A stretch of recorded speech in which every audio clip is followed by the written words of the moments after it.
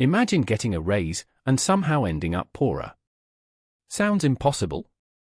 It happens to millions of Americans every single year. Most people think inflation simply means prices are going up. That's true. But that's only half the story. It's like someone taking $1 out of your wallet every day. You probably wouldn't notice at first. But after a year, after 5 years, you'd realize you've lost thousands of dollars.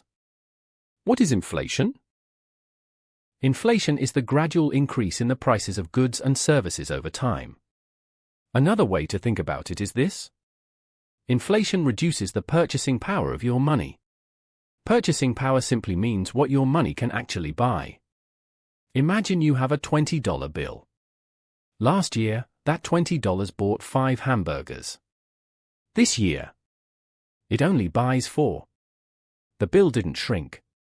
You still have $20.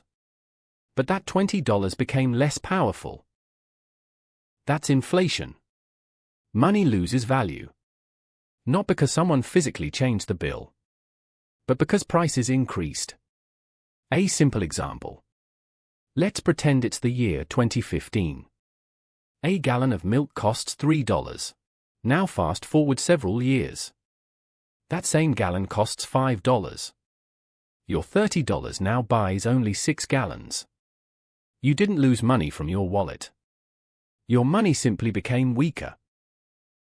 This happens with almost everything. Food, gas, rent, electricity, even a cup of coffee. Everything slowly becomes more expensive. And if your income isn't increasing faster than prices, you're actually becoming poorer. Why does inflation happen? There isn't just one reason. There are several. Let's go through the biggest ones. Reason number 1, too much money chasing too few goods. Imagine a small town with only 10 houses for sale. Suddenly, 50 families want those houses. What happens? People start offering higher prices. The sellers realize demand is huge. Prices go up. The same thing happens across the economy. Reason number 2, rising production costs. Businesses also face inflation. Suppose a bakery buys flour. Last year, flour cost $20 per bag. This year, it costs $30. Electricity is more expensive. Workers earn higher wages. Fuel prices rise. Transportation costs increase. The bakery now spends more money making bread. So what happens? The bakery raises bread prices. Consumers pay more. That's inflation. Reason number 3, supply chain problems. Think back to the COVID-19 pandemic. Factories shut down. Shipping slowed. Ports became overcrowded. Stores couldn't get enough products. Less supply? Same demand. Prices increased. When products become harder to find, people are willing to pay more. Reason number 4, consumer demand. Sometimes people simply buy too much. Imagine every family suddenly wants a new television. Stores quickly sell out. Manufacturers can't keep up. Prices rise. Demand can push inflation higher. The silent tax. Many economists call inflation a hidden tax. Why? Because it reduces your purchasing power without sending you a bill.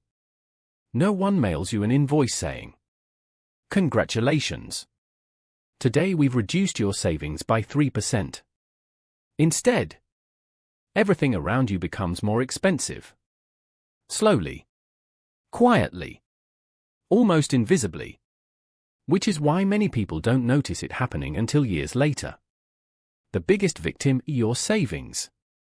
Let's say you've worked hard. You've saved $10,000. You're proud of yourself. You decide to leave that money sitting in cash. No investing.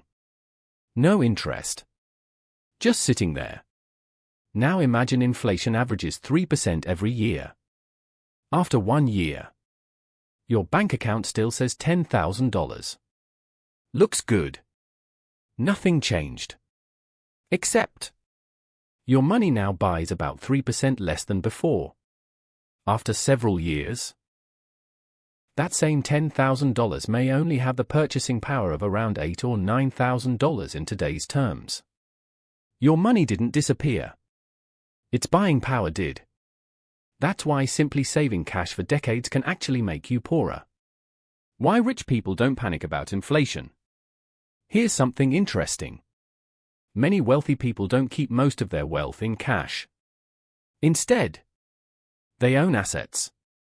What's an asset? Something that has value and can grow over time. Examples include stocks, real estate, businesses, farmland, rental properties. When inflation rises, many of these assets also increase in value over the long run. A house bought years ago for $200,000 might later be worth $400,000. Not only because it's a better house, but because inflation pushed prices higher over time. Business owners often raise prices. Stock prices often grow alongside company earnings over the long term. Rental property owners can increase rent. Their income adjusts.